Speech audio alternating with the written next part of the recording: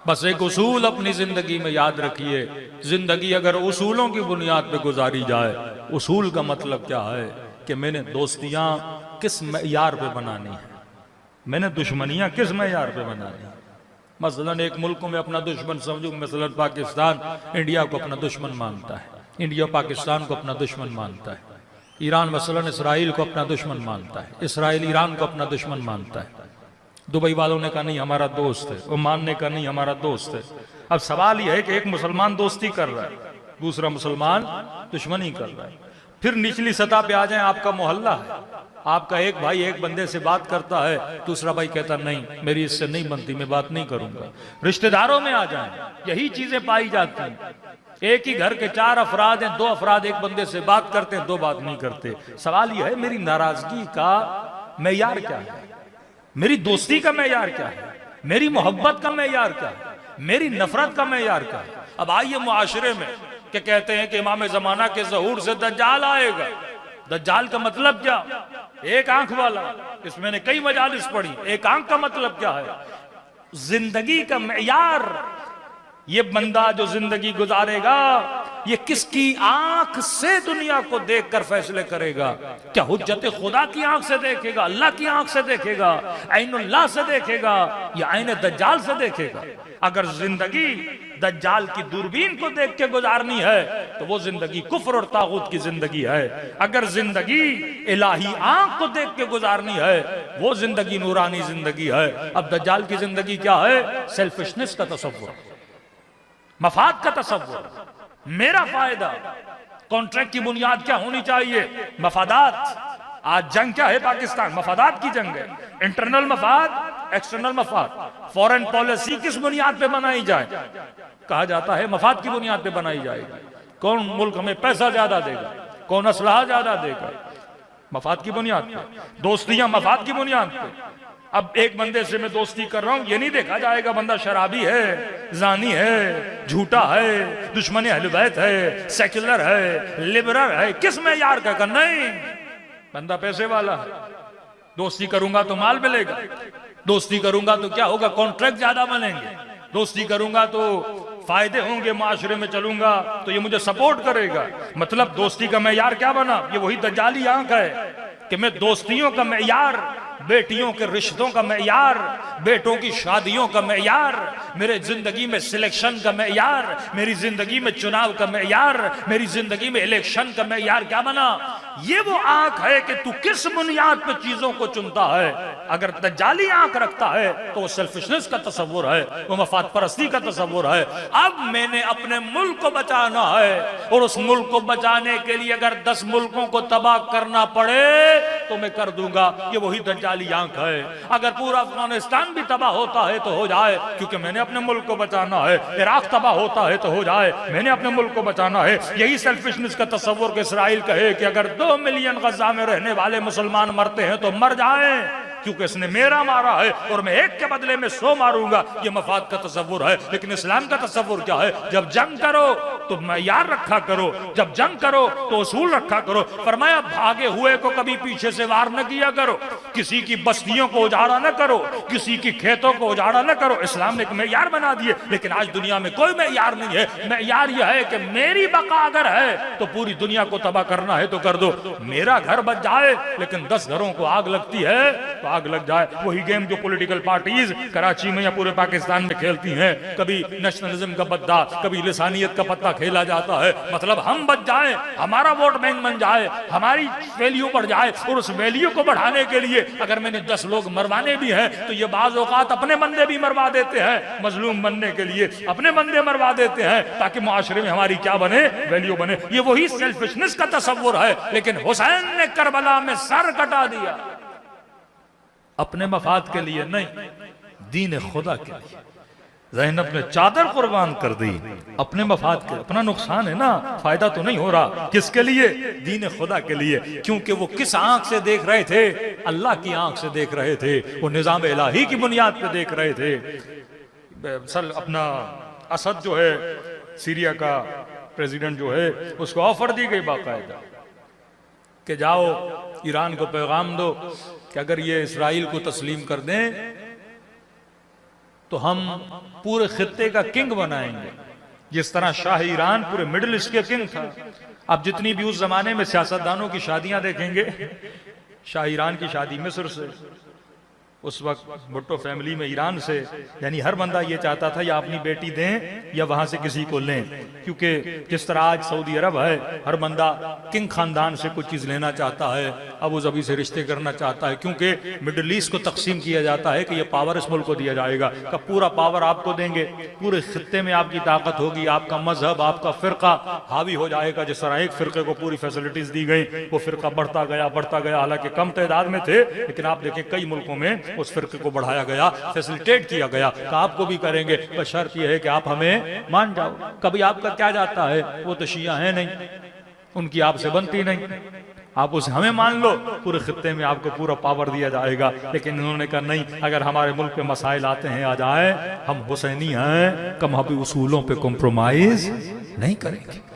कितना आदमी बढ़, ये सारे सैंक्शंस, कई ऐसे नेशनलिस्ट ईरानी हैं जो इसकी मुखालिफत करते हैं, भाई हमारा क्या जाए, पैसे हम कमाए और तुम मदद दूसरों की करते हो, मुल्क हमारा, रिजर्व हमारे, कमाई हमारी, दौलत हमारी, मादिन हमारे, लेकिन आप किसी गैर की मदद के लिए उन चीजों को इस्तेमाल करो, किसी गैर की मदद के लिए नारा लगाओ और सारे मुल्क पे सैंक्शन लग जाए, पूरी कौम मुश्किलात का क्या हो जाए, शिकार हो जाए। लेकिन जो ऊपर बैठे थे उन्होंने कहा नहीं, इमाम हुसैन का एक उसूल है, कूनु लिज़ालिम खस्मा वलिल मज़लूम औना, कुछ भी हो जाए, अगर नारा लगा है हुकूमत महदी का, अगर नारा लगा है कि हम इमाम ज़माना के मानने वाले हैं, तो हमारा किरदार भी तो बताए ना कि हम किसके मानने वाले हैं। और देखिए आज खुदा ने पूरी दुनिया में ये शरफ है ना, ये इज्जत है ना, कि ताकत वाले, दौलत वाले आज खामोश हैं, लेकिन जो किल्लत में हैं, लेकिन वो फिर भी मजलूम की सदा के लिए आवाज को क्या कर रहे हैं, बुलंद कर रहे हैं। सबसे पहले यमनियों ने आवाज दी कि हम तैयार हैं, ईरान ने कहा हम तैयार हैं, लुबनानियों ने कहा कि हम तैयार हैं, इराकियों ने कहा कि हम तैयार हैं। यानी जिन चारों जगह से आवाज आ रही थी, चारों के चारों हैदर कर्रार के मानने वाले थे।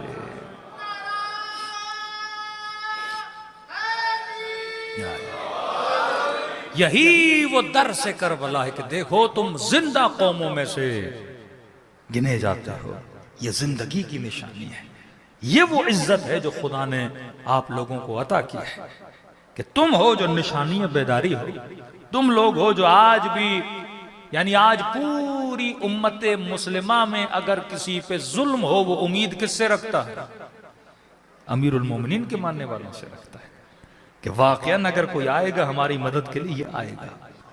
और मजलिस का मकसद भी यही था। सवाल यह है कि एक वाक़े करबला है, एक वाक़े करबला है, एक मुसीबत जनाब सकीना है, जनाब अली असगर है, जनाब अली अकबर है, लेकिन हर मजलिस में उसे रिपीट किया जाता है। क्यों? इस फर्श अज़ा पे कौन सा वो जवान है, कौन सा मोमिन है जिसने शहादत अली अकबर नहीं सुनी? सबने सुनी हुई।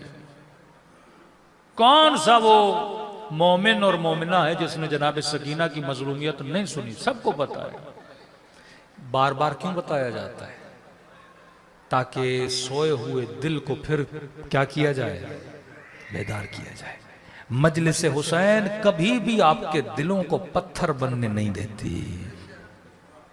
ये जिक्र मुसीबत आपके दिलों को नरम करता है। दिल जब मोम होता है तो आंखों से क्या आते हैं? आंसू आते हैं। आप एक अपना इमाम दिखाइए जो न रोया हो। अब वो रोना चाहे गमे इमाम हुसैन में हो, वो रोना चाहे मुनाजात परवरदिगारे आलम में हो। वो दुआए कुमैल पढ़ के रोएं, सहीफ़े सजादिया पढ़ के रोएं, दुआए अरफा पढ़ के रोएं, मुनाजात अमीरुल मोमिनीन पढ़ के रोएं, दुआए खम्स अशर पढ़ के रोएं। ये सारी दुआएं किसके लिए हैं? कि बंदे का दिल क्या हो जाए, नरम हो जाए। कि सैयदा ज़ैनब फरमाती हैं कि दुआए अरफा पढ़ते पढ़ते इमाम हुसैन वो कैफियत तारी हुई कि इमाम के महासिन पे आंसू जारी थे और यहां तक कि मौला सजदे में गिर गए।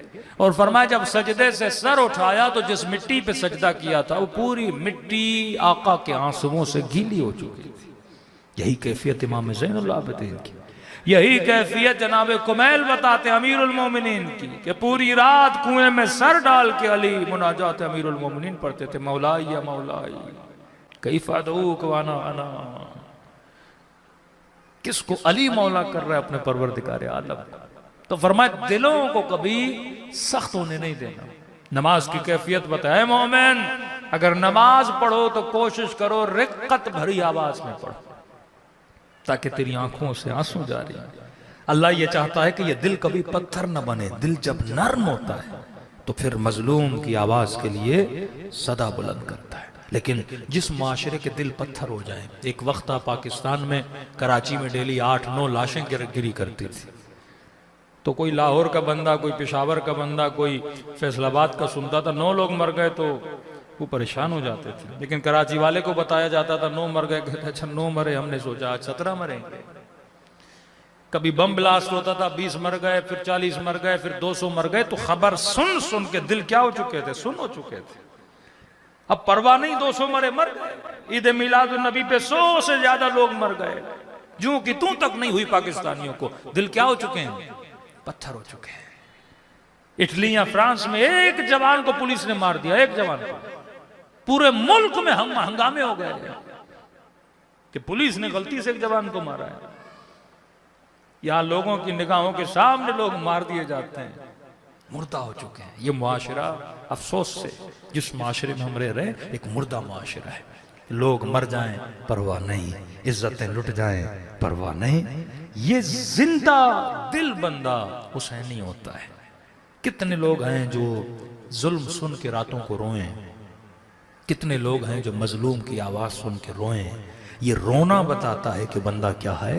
जिंदा है। इमाम हुसैन अपनी मजलिस में बुला के तेरे दिलों को जिंदगी अता करते हैं कि जिंदा होगे तो हुसैनी रहोगे। मुर्दा इंसान इस माशरे में बहुत पाए जाते हैं। फरमा दिल में दर्द पैदा करो, मजलूम की आवाज के लिए आवाज उठाया करो। मुझे नहीं पता कराची में कोई रैली निकली कि नहीं। अगर मजलूमों की हिमायत में सबसे बड़ी रैली निकलनी चाहिए तो वो अहले बैत के मानने वालों की आवाज होनी चाहिए। अगर हम आशूरा का जुलूस निकालें, अरबईन का जुलूस, ट्रेनिंग दे रहे हैं इमाम हुसैन आपको। क्या इससे 1000 साल पहले जो जुल्म हुआ था, उस जुल्म और बर्बरियत के खिलाफ तुम क्या निकाल रहे हो? जुलूस निकाले। तो ये ट्रेनिंग है कि आज भी अगर जुल्म हो तो तुम्हारा ज़मीर क्या होना चाहिए? बेदार होना चाहिए।